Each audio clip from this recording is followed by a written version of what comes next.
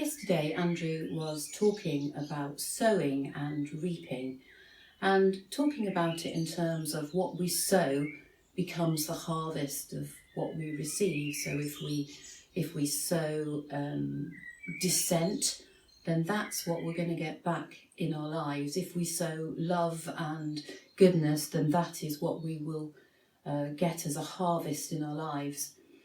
So I was thinking about sowing. It's spring-like this morning. The great cold has gone, and so you start to think about spring and growing things.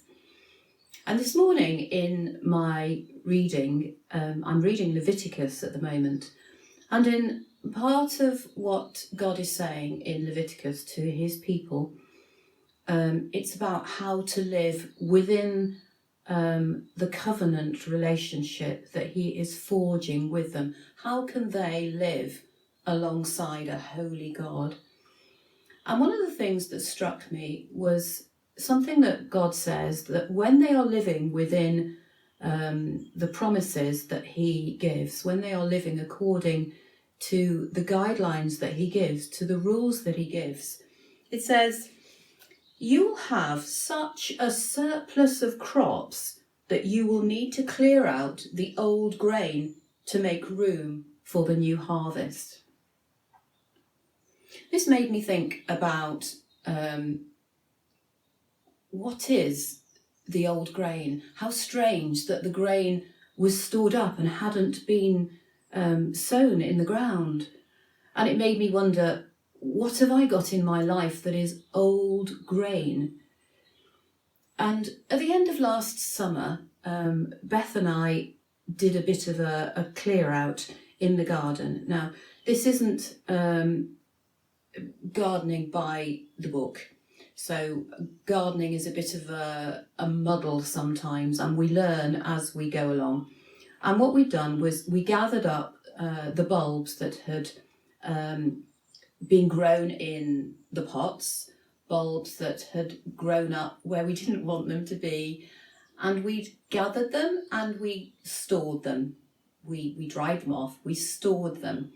And the idea was that we would then plant out later on and have a display of daffodils under the trees, little tete-a-tetes in pots, and tulips gathered together.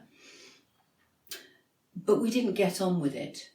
And when it got very close to Christmas, we realised that we still had this jumble of bulbs in the shed.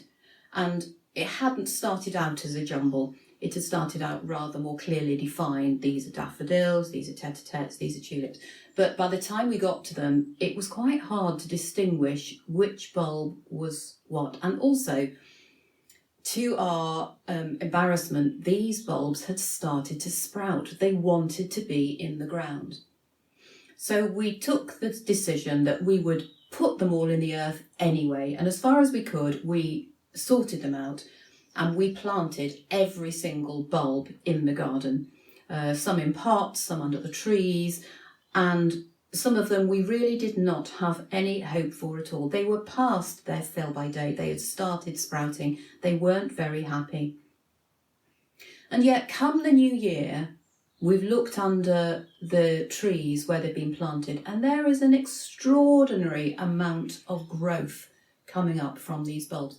It's a jumble. It's not a refined group of daffodils. It's going to be a glorious array of mixed colour. But it prompted me also to think about the old grain that I have got stored and that needs to get out in order to make way for this enormous harvest.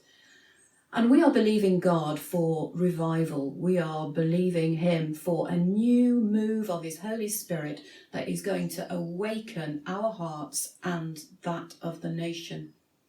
And I want to be ready. So I'm going to go back inside now, and I'm going to gather up my little notes of paper that I write things down on. Sometimes when I'm in the shed, God gives me a little thought, a little nudge about someone to contact, something to do. When I get back into the house, life happens, and sometimes I don't manage to do all of those things. And then I look at the piece of paper a week later and it feels like the moment is lost.